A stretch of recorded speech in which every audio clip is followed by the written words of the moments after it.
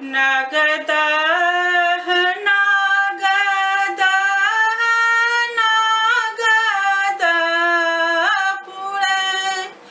राम जल बीच जन्म लेल पाँचो बहिन राम जल बीच जन्म लेल पाँचो बहिन एकटा जयपुरिया महादेव लायला बनाय राम कररी के गाछ तर रखलनि जाय राम कररी के गाछ तर रखलनि जाय पाँचो बहिनिया राम पाँचो कुमार राम छोटकी बहिनिया बिसहरी बड़ उत्पाल राम छोटकी बहिनिया बिसहरी बड़ उत्पाल फूल तोड़ गेली गौरा ओहि फूलबाग राम के तोहे आयल छह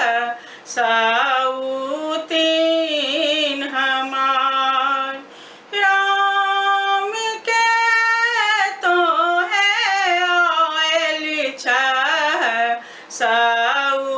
सउतीन हमार रोखे रखेली बिसहरि गेली खिसियाय राम सुतल महादेव के डसलनि जाय राम सुतल महादेव के डसलनि जाय आहे आहे देवी दोतल बिसहरि माय राम सुतल महादेव के डसलहु जाय राम सुतल महादेव के डसलहु जाय गोर लागु पैया पड़ु बिसहरि माय राम राखुने सिर केर सिंदूर हमार राम राखुने सिर केर सिंदूर हमार अत दिन कहै छल गौरी सउतीन हमार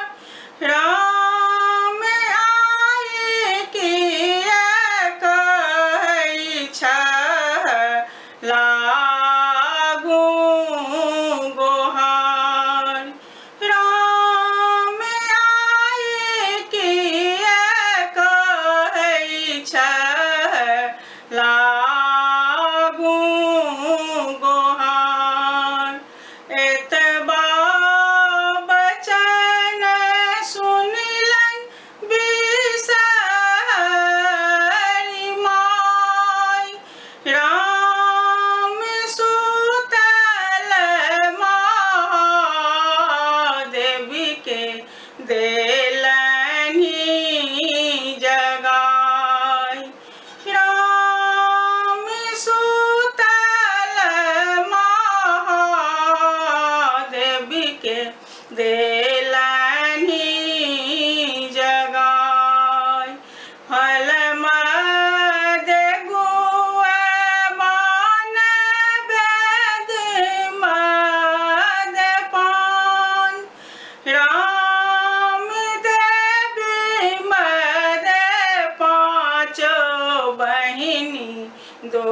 से